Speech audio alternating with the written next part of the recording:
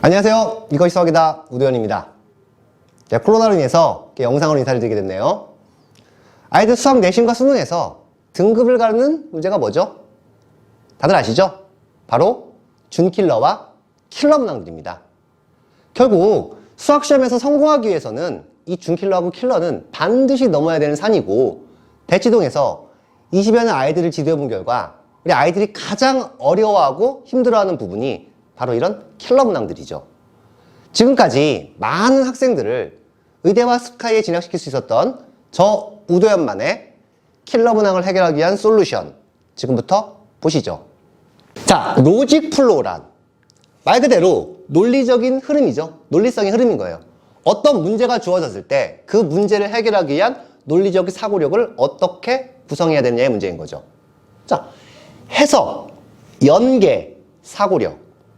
어떤 문제가 주어졌을 때 요 세 가지 과정을 거쳐서 문제가 해결이 되는 겁니다.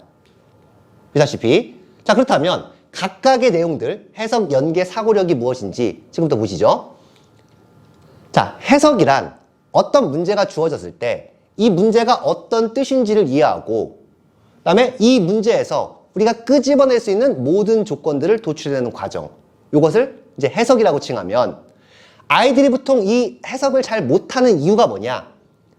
첫 번째, 두 번째, 세 번째, 좀 우울하죠? 특히 세 번째 같은 경우는 사실 노력의 부족인 거죠. 공부 양으로 커버할 수 있는 부분입니다. 자, 문제는 네 번째하고 다섯 번째 내용이에요.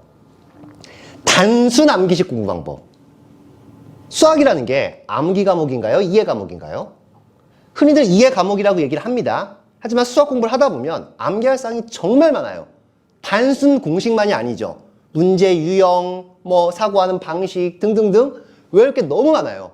근데 그 암기라는 부분이 여기 표시했듯이 단순히면 곤란한다는 거죠. 그냥 외우는 게 아니라 메커니즘을 정확히 이해하고 외워야 되는 거야. 단순 암기라면 어떤 문제가 생기냐? 사고하는 습관이 안 생겨요. 사고하는 습관이 안 생기면 전에 봤던 문제는 해결할 수가 있어. 봤던 문제니까 열심히 했으면. 근데 새로운 문제 형태가 나오면 거의 손도 대지 못하는 상황이 벌어진다는 겁니다. 그래서 반드시 단순 암기가 아니라 메커니즘을 공부하는 방식이 추가가 돼야 되는 거죠. 마지막, 디테일의 부족, 섣부른 해석. 얘는 뭐를 얘기하는 거냐? 디테일의 부족이라는 거, 여기 조건을 도출한다고 했죠. 이 문제에서 끄집어낼 수 있는 많은 조건들이 있는데 이 조건들 중에 일부를 빼먹는 거죠. 다 끄집어내지 못하고 일부만 끄집어내는 경우. 그러면 이제 문제 풀 때 문제가 생기겠죠. 또는 섣부른 해석이란 건 뭐냐? 문제 유형을 보니까 전에 본 적이 있는 문제야. 아, 나 이거 알아. 그러면서 나름대로의 어떤 조건을 도출하는 건데, 가만히 문제를 자세히 읽다 보면 문제가 좀 달라요. 그 다르다는 걸 인지하지 못하는 거죠. 경험에서 오는 오류가 되겠죠. 그러면 이런 해석이 어려운 학생들은 어떻게 공부를 해야 되느냐? 그리고 저는 어떻게 아이들을 가르치느냐? 자, 해석 능력을 향상시키기 위해서 아이들이 해야 되는 거는 양질. 문제 양이 많아야겠죠. 다음에 질이 좋아야겠죠. 무조건 많이 푸는 건 좋은 게 아니니까. 적당한 문제들을, 좋은 문제들을 많이 푸는 연습을 해서 숙련도를 향상시키는 작업이 첫 번째 할 일이겠죠. 자, 이 작업이 됐다고 치면 이제 두 번째, 세부 문제 유형 파악이라고 되어 있는데, 이건 뭐냐? 예를 들면 이 문제가 수열 문제예요. 수열 문제면 단순하게 이 문제는 수열 문제다가 아니라 수열에서 어느 파트 문제냐? 수열의 합이다. 그럼 수열의 합에서 세부적으로 어떤 내용을 쓰는 거냐? 그거를 꼼꼼하게 체크하는 연습. 평상시에 연습하지 않으면 시험 볼 때는 안 보이는 거니까. 다음 세 번째, 의심해라. 뭐를 의심합니까? 자, 조건을 도출한다고 했죠. 조건을 도출해요. 근데 문제에서 많은 조건들이 나오는데 빼먹는 조건들이 분명히 있을 수 있다고. 그럼 내가 끄집어낸 조건들 중에 빠진 게 없나? 반드시 의심을 하는 거예요. 그러니까 처음에는 다 안 구해지겠죠. 분명히 빼먹는 게 생겨. 근데 연습을 계속 하다 보면 점점 빼먹는 게 없어진다는 거죠. 그러니까 이런 연습을 꾸준히 하면은 해석 부분이 굉장히 많이 발전할 거예요. 다음 네 번째, 이 얘기는 지금 해석뿐만 아니라 뒤에서 얘기하는 연계나 사고력에서 똑같은 얘기를 계속 쓸 거예요, 선생님. 해결하지 못한 문제더라도 해석하는 연습만 하는 것만으로도 충분히 도움이 된다. 즉, 이만큼의 풀이 과정이 있는데 요 정도까지만 하는 것 갖고도 연습이 된다는 거예요. 이만큼의 과정을 한 방에 해결하기 힘든 거죠. 그래서 요 정도까지만 해결을 해도 그 다음 이 문제를 보면 확장이 될 수 있다는 겁니다. 그래서 포기하지 말고 할 수 있는 부분까지는 최대한 끄집어내는 연습. 물론 시험 볼 때는 하면 안 되겠죠. 공부할 때는 이렇게 연습을 해야 될 것이고, 다음에 다양한 해석 방법을 제시한다. 자, 좀 이따가 예제로 보여드리겠지만 문제를 해결하는 방법은 한 가지 방법만 있는 게 아니잖아요. 그러니까 풀이 방법뿐만 아니라 해석하는 방법도 여러 가지 방법이 있단 말이에요. 그 방법들을 다양하게 해석하는 연습을 평상시에 하지 않으면 실전 시험에서는 당연히 헤맬 수밖에 없다고. 최적화된 방식을 찾지 못하니까. 그래서 다양한 해석 방법을 제시하는, 지금 여기서 얘기한 이런 과정들이 충분히 연습이 돼야지만 해석하는 능력이 향상이 됩니다. 자, 다음 연계란 뭐냐? 연계란 기존에 내가 공부했던 기출문제든 아니면 그냥 문제지든 공부했던 내용들을 새로운 문제를 봤을 때 내가 공부했던 내용들을 얼마나 빠르고 정확하게 떠올려서 문제에 적용시킬 수 있느냐, 이게 연계예요. 자, 킬러나 중킬러 문항들을 보면 문제 개념이 하나만 들어가는 경우가 없어요. 여러 가지 개념들이 복합적으로 섞여 있단 말이에요. 그러면 어떤 새로운 문제가 나왔을 때 뭐 이런 문제들을 알고 있다라면 이걸 다 알고 있다고 가정을 하면, 자, 이거 보면 얘랑 얘를 갖다 쓴 문제라고. 그러면 이 문제를 완벽하게 꿰차고 있다고 생각하면 이 문제는 새로운 문제가 아닌 거예요. 그냥 알고 있던 문제야. 근데 문제 형태는 다른 문제죠. 근데 이런 게 준킬러, 킬러 문제라는 겁니다. 그렇다면 연계 능력을 향상시키기 위해서는 어떻게 해야 되느냐? 저는 아이들을 어떻게 지도하느냐? 자, 첫 번째, 기출문제의 정확한 이해. 얘는 선택이 아닌 필수사항이에요. 필수사항. 자, 왜 최고의 교재가 기출문제라고 하느냐? 자, 우리 머릿속에는 굉장히 많은 지식과 정보들이 들어있어요. 그 정보들을 빠르게 끄집어내야 된단 말이에요. 빠르게 끄집어내야 돼. 근데 이거를 정리가 안 된 상태에서는 끄집어내기가 힘든 거죠. 그래서 이 정보들을 기출문제를 기본 베이스, 즉 기본 틀로 잡아놓고 그 기본 틀을 바탕으로 타생을 시키는 거죠. 그게 연계의 가장 중요한 포인트가 될 겁니다. 그러면 기출문제의 연계성 파악이라는 건 뭐냐? 어떤 새로운 문제를 봤을 때 이 문제를 보고 요거 기출문제에서 본 적 있는데? 어떤 문제랑 비슷한데? 이런 느낌인 거죠. 물론 같을 수도 있고 다를 수도 있어요. 근데 떠올리는 것만으로도 연계 능력은 굉장히 향상이 된다는 거예요. 그래서 세 번째, 문제 해결을 위한 세부 개념 체크다. 이건 무슨 얘기냐? 내가 문제를 봤는데 문제가 잘 풀려. 딱 보자마자 요거가 들어간 애가 보여. 그럼 아무 문제가 없는 거죠. 연계 연습이 충분히 되어 있는 경우죠. 근데 문제가 잘 안 풀려. 막 고민 좀 하다가 결국 풀었어. 그럼 넘어가. 이러면 문제가 된다는 거죠. 연계 능력을 키우기 위해선 내가 고민한 문제는 왜 고민했는지, 이 문제에 어떤 풀이 과정이, 어떤 개념이 들어가 있는지를 문제를 푼 후에 반드시 체크해주는 연습이 필요하다는 거예요. 그게 연계 능력 발전하는데 굉장히 큰 도움이 될 거예요. 그래서 실제 아이들 가르칠 때 반드시 문제를 푼 다음에 어떤 개념이 들어가는지를 정리를 반드시 저는 해줍니다. 그래야 머릿속에 정리가 되니까. 그 다음, 이거는 아까 해석해서 똑같은 얘기 했었죠. 문제 해결하지 못하더라도 해석하고 연계할 수 있는 모든 것을 도출해내는 연습을 한다. 이 과정이 되지 않으면 킬러 문제를 극복하는 건 기본적으로 불가능해요.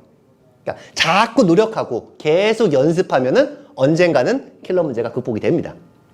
다음 마지막, 머릿속에서 큰 흐름을 먼저 체크해라.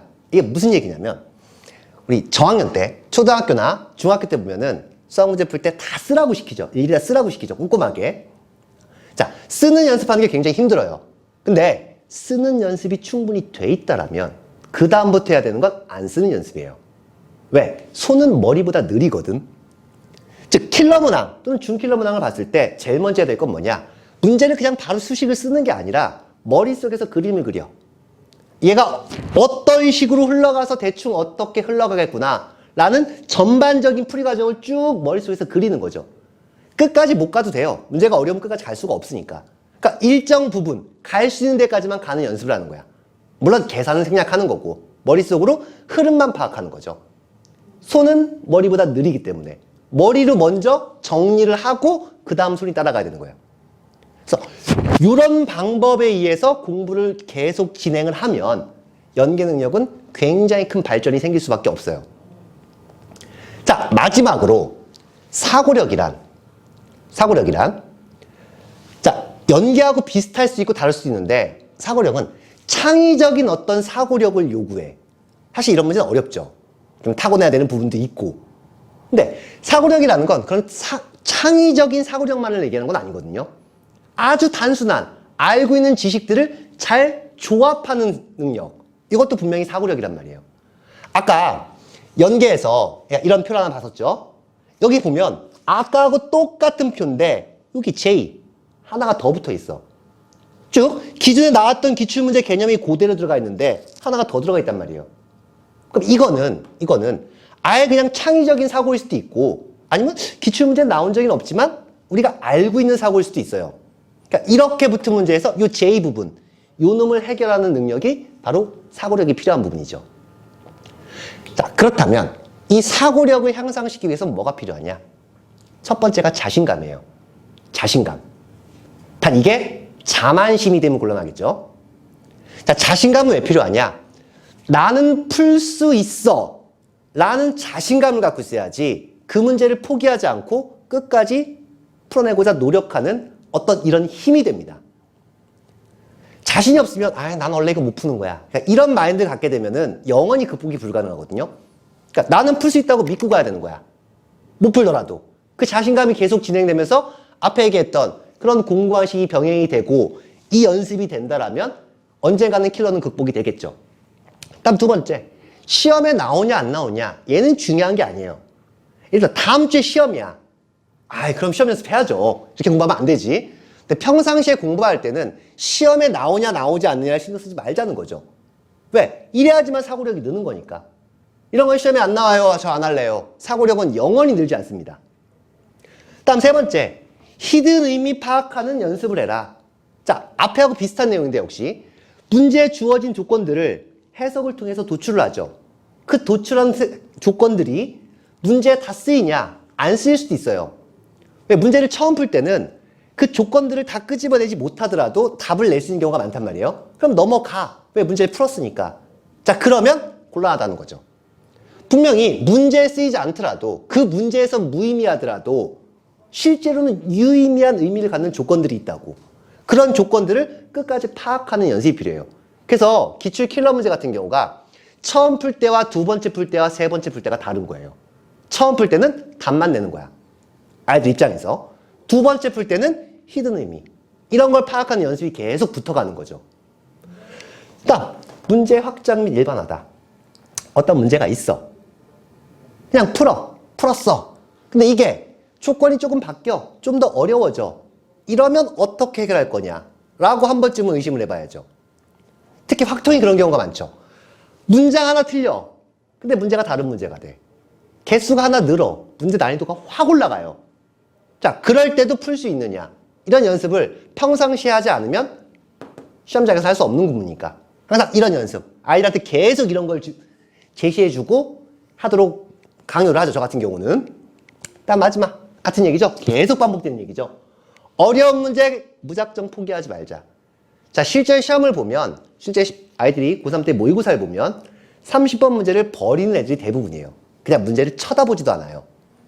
자, 시험장에서는 그럴 수 있죠. 시간도 부족하고, 나머지 것도 모르는 거 많으니까 30번 어차피 어려우니까 딴 문제를 푼다. 그럴 수 있습니다. 근데 공부할 때부터 이러면 영원히 킬러 문제는 안 풀겠다는 얘기거든요. 자, 어려운 문제는 못 풀어도 돼. 일정 부분까지만 우리가 해석해도 상관이 없다는 얘기예요. 그러니까 끝까지 풀라고 하는 노력이 필요한 거야. 어렵다고 포기하지 말고. 그래서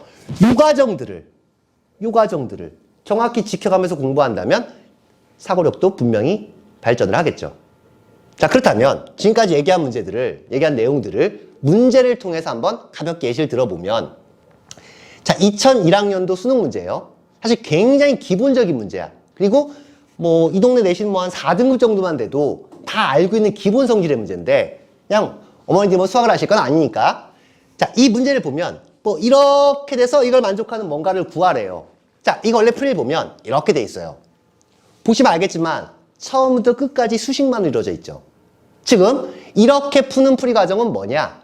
이 문제의 대수적인 해석이에요. 수식으로 해석을 한 거라고. 뭐 나쁜 방법 아니죠. 가장 원론적인 방법이니까. 근데 요놈을 기하적으로 해석을 해보면 얘가 의미하는 게 대부분 아이들이 알거든? 이런 성질. 너가 2대 1이다. 이런 성질이 도출이 된다고. 기하적으로 봤을 때.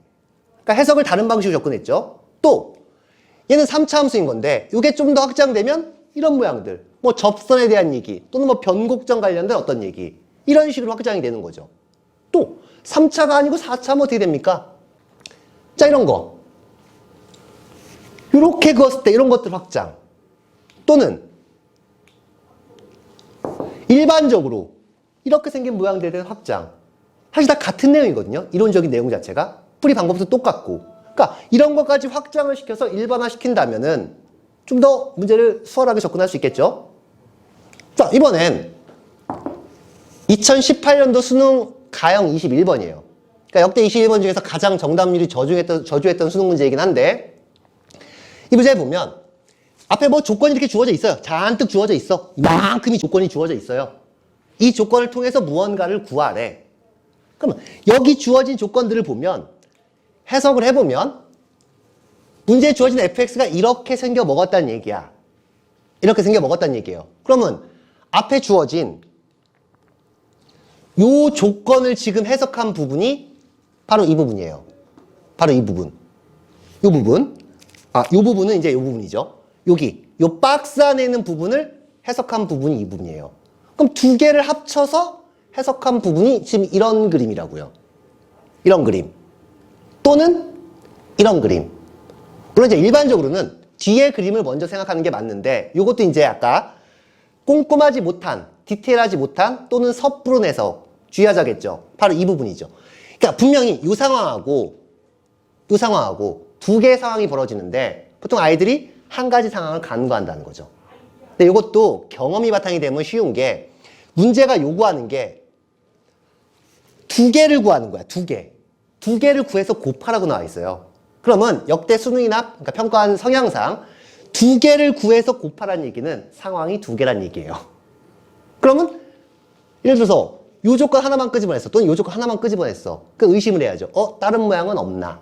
라고 의심을 해보면 얘와 얘 두 가지 형태가 나오는구나. 라고 여기까지가 문제 해석인 거죠.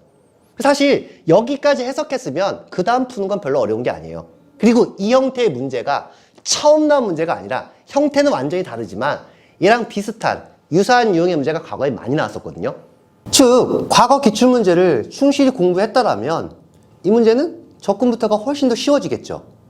이게 바로 연계예요. 마찬가지로 여기 뒤에 나오는 풀이 과정들, 이제 계산 과정이 주긴 하지만 음함수 미분 또는 역함수 미분법에 대한 설명들, 이런 내용들도 과거에 많이 나온 적이 있는 문제이기 때문에 사실 이 문제도 역시 연계죠. 만약에 이 문제를 처음 접한 학생이다. 그렇다면 이 문제는 굉장히 사고력을 요하는 문제인 거죠. 또는 지금 문제에 무언가가 조금 더 다른 조건이 붙어 있다. 그러면 사고력을 요하는 문제겠죠. 자, 앞에서 말씀드린 방법으로 해석과 연계 사고력을 꾸준히 향상시킨다면 준킬러와 킬러 문제될 게 없습니다. 극복됩니다. 이번 겨울방학 저 우도현과 함께 해봅시다. 감사합니다.